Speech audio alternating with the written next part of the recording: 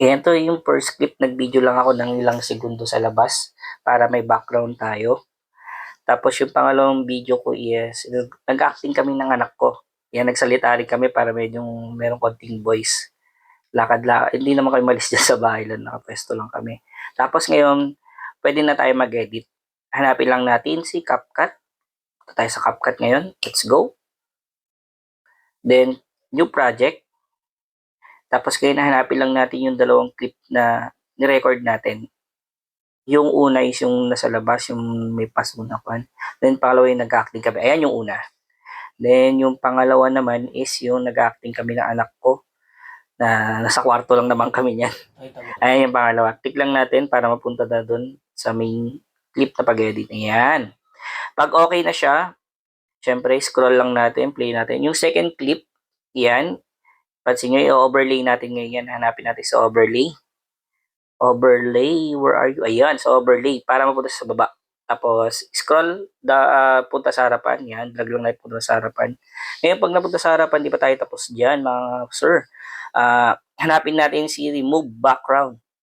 Remove background, ayun. Tapos ngayon, si auto removal, para ma-remove yung background. Pansin nyo, hindi pa siya na-remove. Yan. Click nyo yung remove. Tapos ngayon tayo lang natin yung mag-green check yung sa taas. Ito.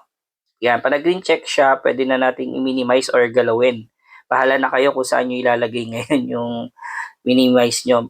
Ako kasi pinalit ko siya kung saan ako komportable.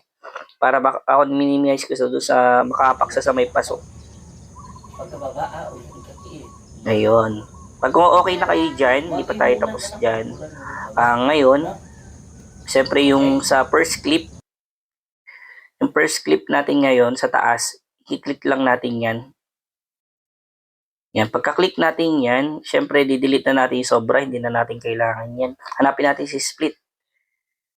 Ayun, split din, tapos delete na natin yung sobra. Ayun, pwede na yan. Pang-upload na tayo. Ngayon, syempre, hindi kailangan kalimutan si aspect ratio. 9.16. Ayun. Tapos play lang natin. Pag okay na kayo dyan, ready to export na. Pag ready to export, hintay lang natin ng ilang segundo. Then, ito na yung kakalabasan niya ngayon. Yun. Very nice. Pag may natutunan po sa video to, paki-like and share and comment naman po para marami makaalam.